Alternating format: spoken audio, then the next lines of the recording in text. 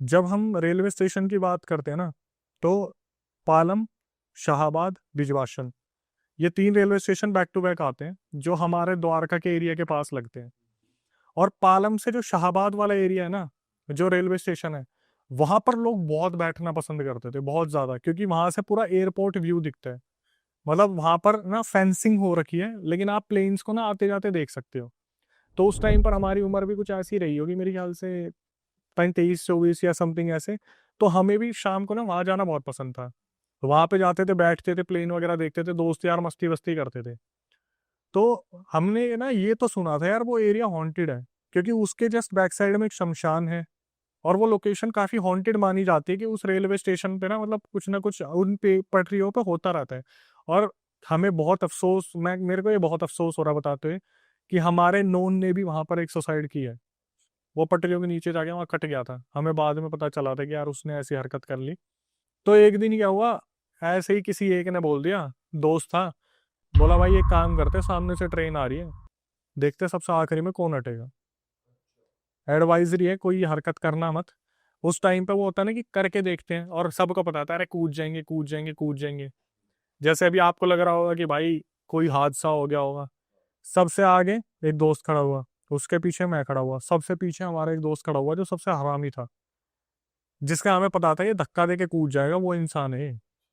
भाई सामने से ट्रेन आना शुरू करती है, और हमें दिख रहा है आ रही है, आ रही है, आ रही है। सामने मेरे जो खड़ा था वो कूद गया।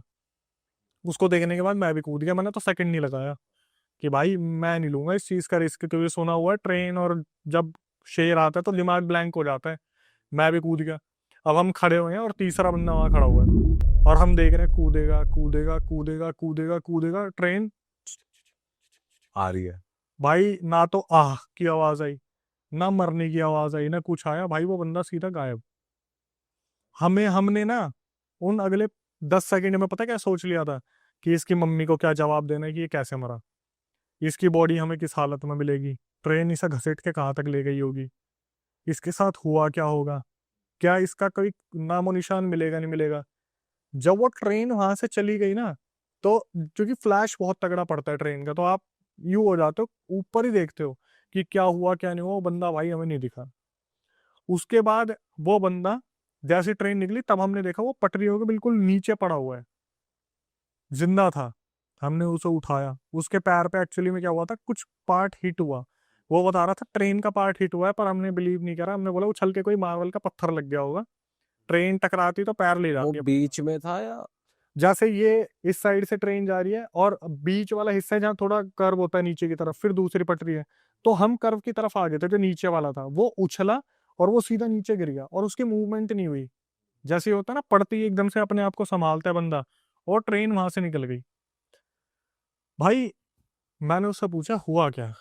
उसने मुझे बोला कि भाई पहले मुझे ना अपने वहीं लेके चलो, लाइट वाले एरिया में, यहाँ पे से लेके चलो मुझे। हमने उसे बाइक पे बैठाया, हम लेके गए उसे, जो हमारा मेन मार्केट वाला एरिया है। पहले उसे नींबू पानी पिलाया, क्योंकि वो तो एक बहुत बड़े सदमे से निकला है, कि उसका तो भाई अगर गलती से पैर भी अलग जाता तो वो तो गया था इस दुनिया से। और भाई मैं सच बता रहा हूँ, इतना हरामी है ना, हमें ये नहीं लग रहा था इसको फर्क भी पड़ा होगा अगर ये गिरा भी है तो, लेकिन वो सदमे में था। कुछ नहीं बोल रहा। कुछ नहीं बोल रहा, बस मुझे लेके चल दो वहां पे। हम लेके गए, हमने उसे नींबू पानी वगैरह पिलाया, सिकंजी वगैरह। तब मैंने पूछा कि सच सच बता हुआ क्या। मैं तो नाम भी नहीं ले सकता उसका, घर परिवार सब जानता है इसके साथ ये हुआ है। तो उसने बताया कि भाई जब तुम लोग कूद गए ना, कूदा तो मैं भी था, लेकिन मेरे किसी चीज ने पैर पकड़ लिए, यूं करके, यूं सीधा पैर। बोला भाई जैसे जंप करने की कोशिश कर रहा हूं, मैं उछल नहीं पाया, जैसे पता नहीं किसी ने नीचे से खींच लिया हो। वो बंदा बोला मैं कूद नहीं पाया ना, एज इट इज यूं लुढ़क गया मैं। यूं लुढ़कते टाइम मैं सीधा कर्व से नीचे गिरा हूं, और मेरे पैर पे कोई चीज लगी है। वो चीज मुझे हिट हुई है, मुझे नहीं पता वो क्या चीज थी। भाई वो दिन और आज का दिन, उस पटरी पे इतने हादसे सुने हैं ना इन सब चीजों के, इतने हादसे सुने कि पता नहीं वहां पे कितने लोगों ने सुसाइड करी है। कितने लोग वहां पे जाते हैं और सीधा पटरियों के नीचे आ जाते हैं।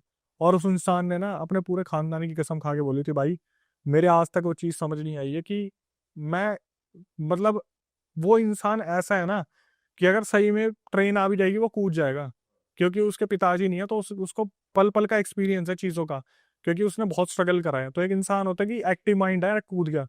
हमारा इतना नहीं था, लेकिन उस बंदे ने साहब बोला भाई उस पटरी पे मेरे पैर किसी ने पकड़े थे, जहां पर मैं कूदने की कोशिश कर रहा था, मैं अपनी जगह से हिल नहीं पाया, तो मैं एज इट इज चला गया, तो मैं बचाऊं। भाई लोगों को जाने ही नहीं चाहिए ऐसी जगह जब पता ही ये सब हो रहा है।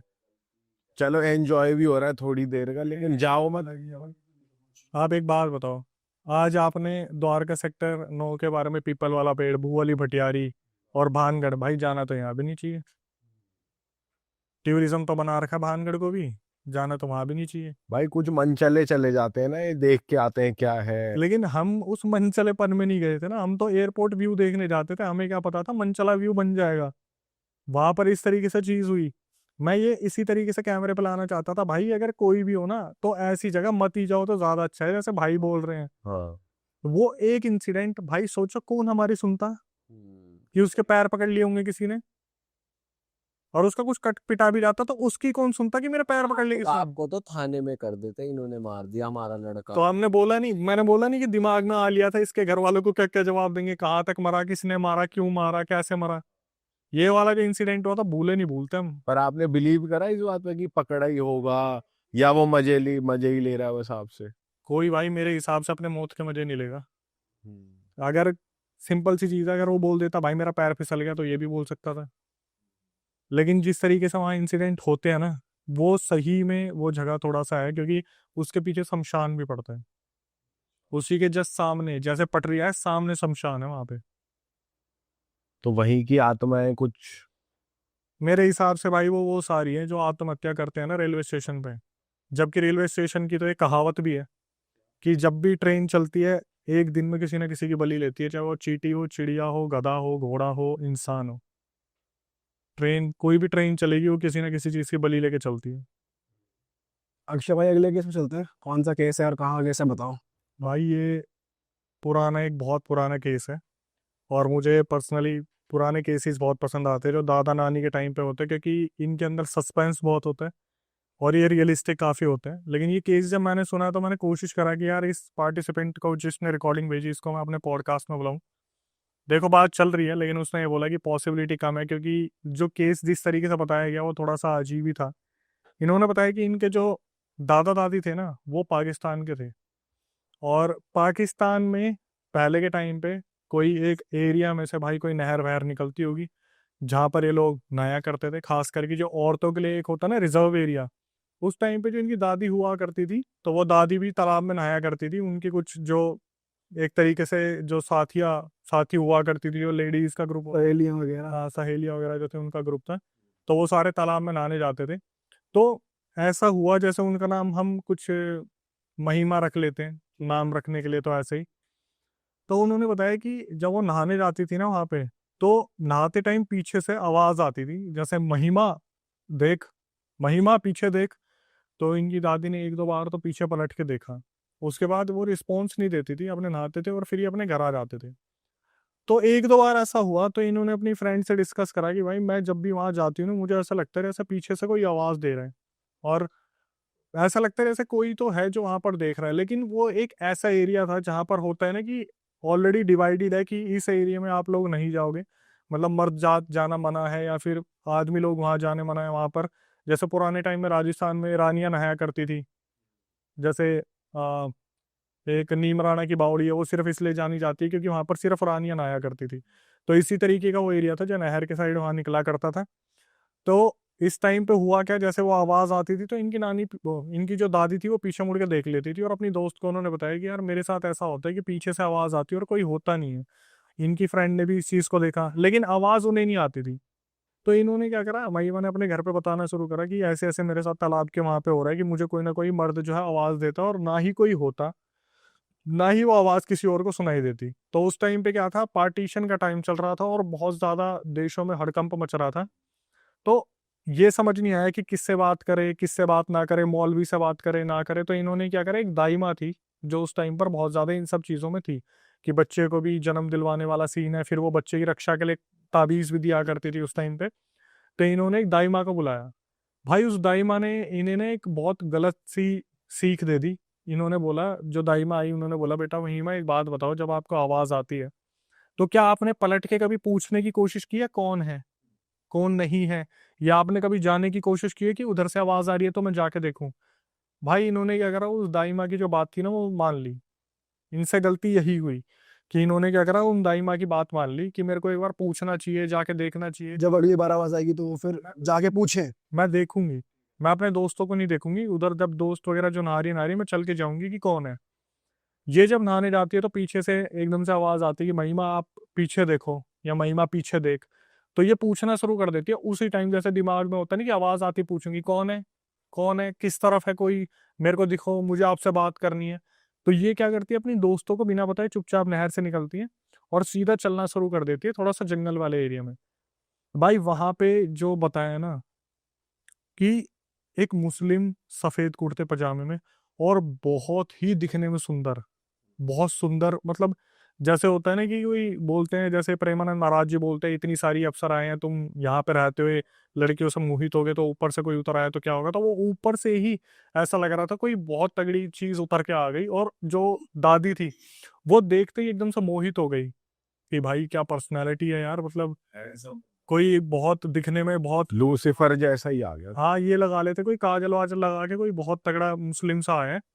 तो इनकी दादी ने पूछना शुरू करा कि आप कौन हो, तो उसने बताना शुरू करा कि मैं यहाँ से गुजर रहा था और अक्सर मैं गुजरा करता था, लेकिन मेरी नज़र आप पे पड़ गई और मुझे आपसे बेइंतहा प्यार हो गए।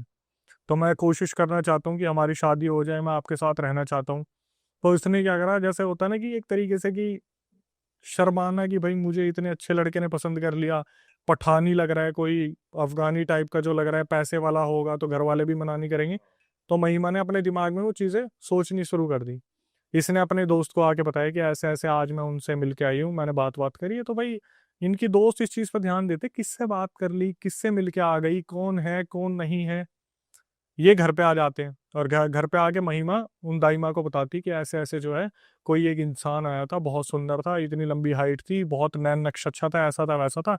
तो दाई माँ एकदम से सोचने लगती है कि भाई ये तो कुछ गड़बड़ ही लग रही है। और उन दिनों क्या हुआ, वो जो पार्टीशन वाला माहौल था वो हो गया, जिसमें जो दादी थी ना बताने वाली की, वो पार्टीशन में इधर आ गई इंडिया की तरफ, और उनके मम्मी पापा उस तरफ मारे गए जब इधर आ रहे थे। तो क्या हुआ, ये अकेली पड़ गई, इनके साथ कोई इक्की दुक्की कोई रिलेटिव होगी जो बच के वहां से आ गई, और इनके मम्मी और पापा वहां पे खत्म हो गए दादी के।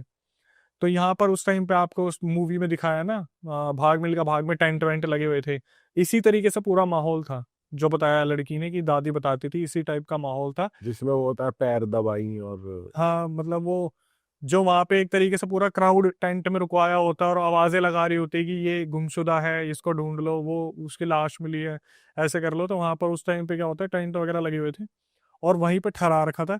तो महिमा के दिमाग में वही दृश्य बार बार चलता है कि यार इतना अच्छा सब कुछ चल रहा था, माँ बाप भी खत्म हो गए, एक जीवन में एक लड़का मिला था वो भी ऐसे हो गया वैसे हो गया। तो ये देखती है कि जब टेंट से निकल के अपने रिलेटिव के साथ बैठ के अफसोस मना रहे होते हैं ना कि हमारे माँ बाप नहीं रहे, पार्टीशन के टाइम पे ऐसा हो गया वैसा हो गया, तो एकदम से आवाज आती है कि महिमा मैं यही हूँ, महिमा मैं भी आ गया हूँ, महिमा मैं तेरे साथ हूँ, मैं हमेशा तेरे साथ रहूंगा। ये पीछे पलट के देखती कोई भी नहीं, उस तरफ इस तरफ देखती कोई भी नहीं। इन्होंने क्या करा, जो वहां पर एक होता ना मौलवी भी कोई निकल के आ गया पार्टीशन के टाइम के यहाँ पे, तो ये जाके उनसे बात करती है कि ऐसे ऐसे मुझे आवाज सुनाई दे रही है, लास्ट टाइम वहां आवाज सुनाई दी थी वहां पर तो मुझे कोई दिखा, लेकिन यहाँ पर मुझे कोई भी नहीं दिख रहा। तो वो मौलवी बोलते कि मैं तो कुछ कर भी नहीं सकता, क्योंकि जब से मैं यहाँ पर आया हूँ ना तो मैं 5 टाइम की नमाज पढ़ पा रहा हूँ, नहा भी नहीं पा रहा हूँ, मैं पवित्र हुई नहीं, तो मैं क्या बताऊँ। पाक का पानी पड़ा है, मैं एक काम करता हूँ तुम्हें ताबीज बना कर दे देता हूँ, इस ताबीज को तुम पहन लो। वो ताबीज उन्होंने पहन लिया जो महिमा थी। अब ये सीन उनके साथ रुके ही नहीं, और वो ताबीज किसी काम का था भी नहीं, क्योंकि जब आप अपना मुल्क छोड़ के यहाँ पे आ गए तो जो आप पूजा करते थे, जिनकी भी करते थे, या फिर यहाँ पे आप कर नहीं पा रहे, तो फिर वो चीजें रही भी नहीं, वो शक्ति थी भी नहीं। तो महिमा की सहानुभूति के लिए वो एक ताबीज दे दिया। और होता क्या था, रोज शाम को जब महिमा कभी बैठती थी इस वाले अपने भारत वाले देश वाले एरिया में और अपने माँ बाप को याद करा करती थी, तो पीछे से आवाज आती थी कि महिमा मैं यही हूँ, तो परेशान मत हो, मैं यही हूँ। तो इन्होंने फिर जाके मौलवी से बात करी कि वो तो इंसान मुझे दिखने लग रहा है। तो वो मौलवी क्या होता है, बोलते हैं कि भाई देखो मैं नहीं कर सकता इस चीज़ का सोल्यूशन, आप किसी से बात करो जो यहीं के हों, उनसे बताओ। तो इन्होंने अपने रिलेटिव को बताया, रिलेटिव ने किसी से बात करी, मौलवी ने कहीं से किसी से बातचीत करी कि भाई इनका सॉल्यूशन वगैरह कराओ। तो यहाँ का कोई जो जाने पहचाने थे, जो नामी गिरामी थे, उनको बुलाया गया कि इस लड़की के साथ दिक्कत है।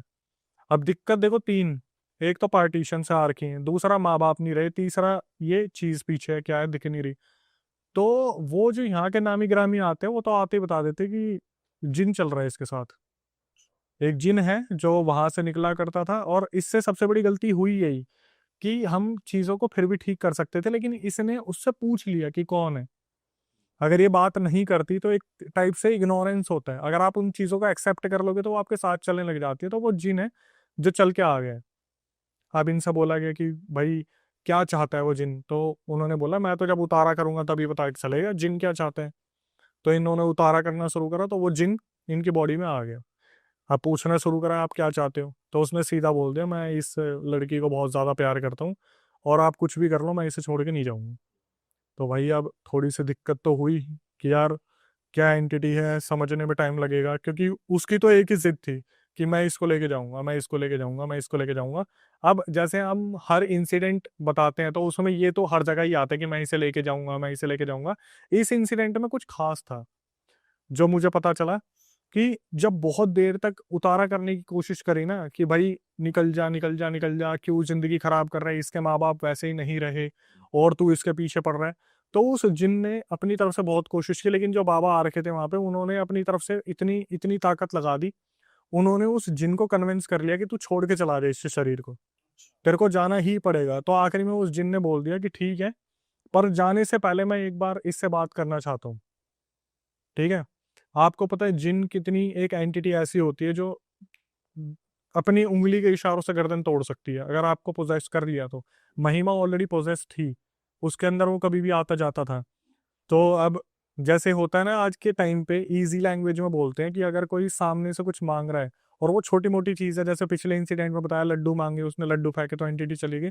तो बाबा को लगा कि मैं महिमा की बात करवा देता हूँ, और महिमा की बात करवाने के बाद ये जिन बोल तो रहा है मैं चला जाऊंगा, चला जाएगा। तो भाई उसे उठाया, रिलेटिव्स ने पानी वानी मारा, 15-20 मिनट में महिमा उठी।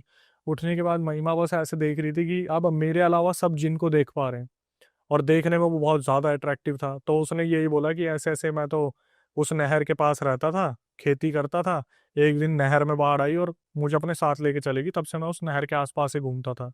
मेरी नज़र आप पे पड़ी और मैं आपसे बहुत ज़्यादा प्यार करता हूँ, लेकिन बाबा ने मुझे बोल दिया, आज्ञा दे दी है जाने के लिए, तो अब मैं जा रहा हूँ।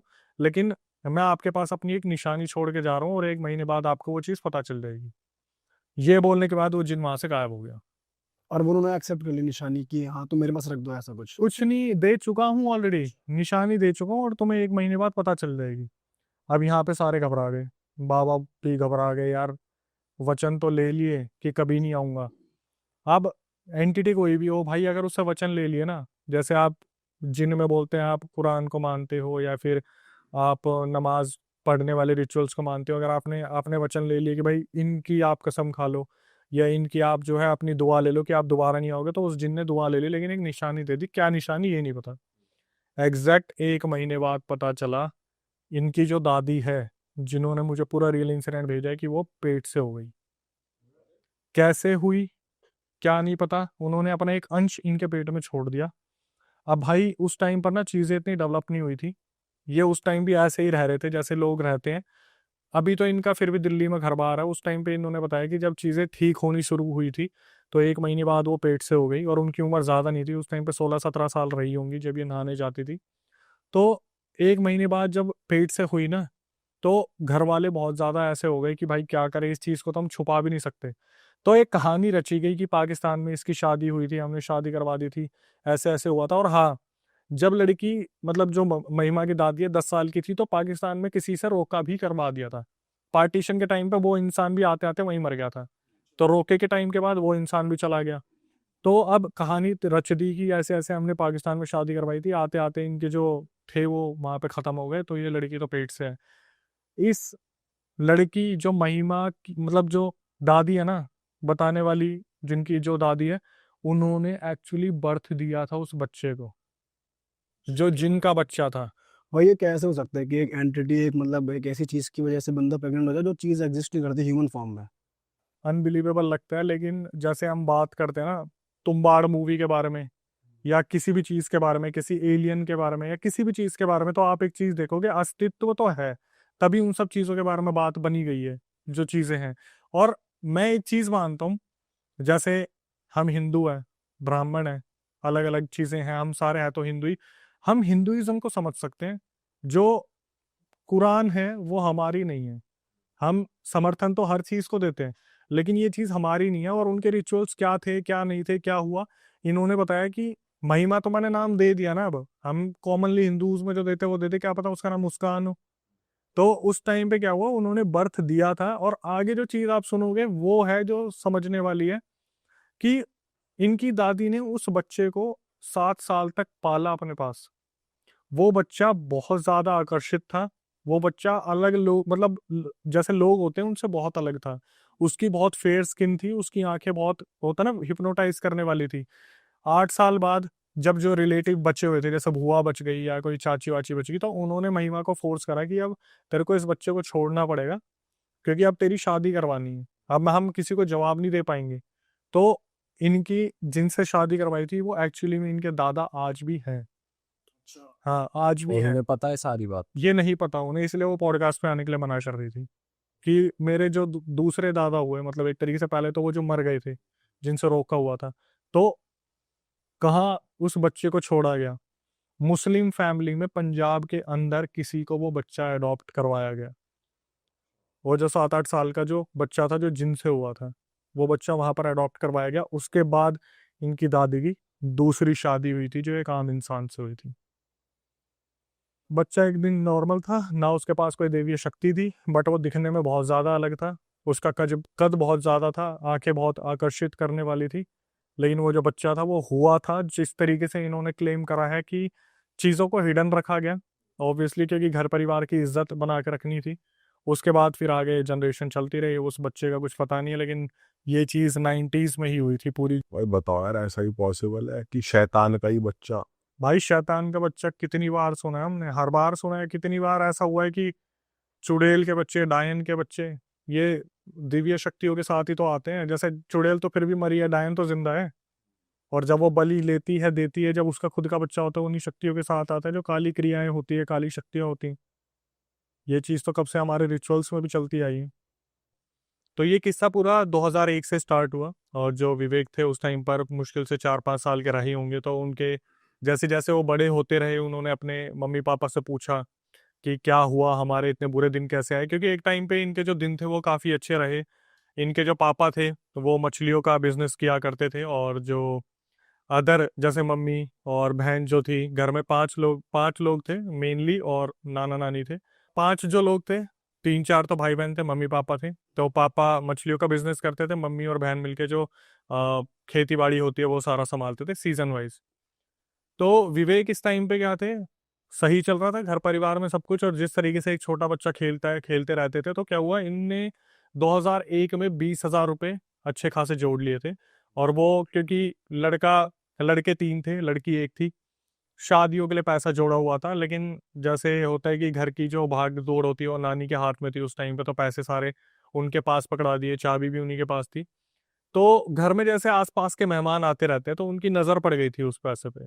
जब वो घर वाले आए, तो एक टाइम पे ऐसा हुआ कि कहीं फंक्शन अटेंड करने जाना था। फंक्शन अटेंड करके घर पे आते हैं तो देखते हैं कि घर का जो दरवाज़ा है वो खुला हुआ है, और लगभग जितने भी पैसे हैं वो सारे चोरी हो चुके हैं।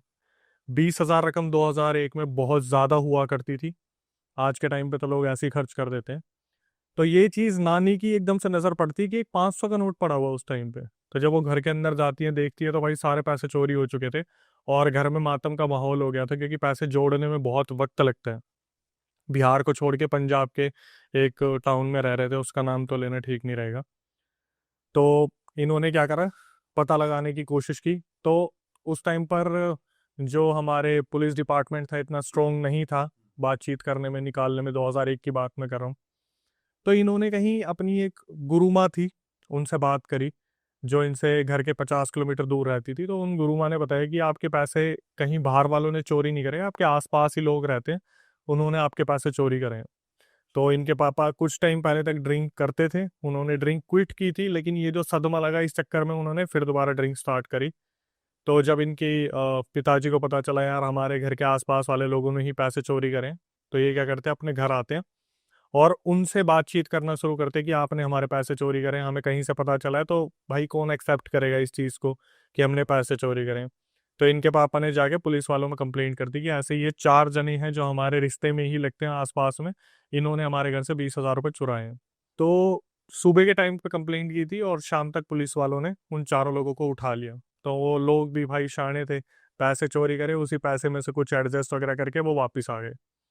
तो फिर इनके पापा ने आज बहुत ज़्यादा ड्रिंक कर ली थी और ड्रिंक करने के बाद सबको गालियाँ देनी शुरू कर दी कि तुमने हमारे पैसे चुराए हैं, मुझे मालूम पड़ गया। तो उनमें से एक इंसान था जो चाहता था कि यार इसका मैं कैसे भी मुंह बंद कर दूं। वो इंसान आके बोलता है कि अगर आपको लगता है कि हमने आपके पैसे चोरी करे हैं, हालांकि उसने चोरी कर रखे थे, लेकिन कॉन्फिडेंस से ये चीज़ बोली कि अगर आपको लगता है कि हमने आपके पैसे चोरी करे हैं तो आप प्रूफ कर दो, आप प्रूफ कर दोगे तो हम आपके पैसे दे देंगे अगर हमारे पास होंगे तो इसके पापा ने बोला एक काम करना, कल सुबह ना आप मेरे साथ चलना, मैं आपको प्रूफ करवाऊंगा। तो अगले दिन ये भी इंसान तैयार हो गया, क्योंकि इस इंसान को नहीं पता था ये किसी ऐसे के टच में है जो भाई देख के बता देगा कि चोरी वोरी तुमने करी है।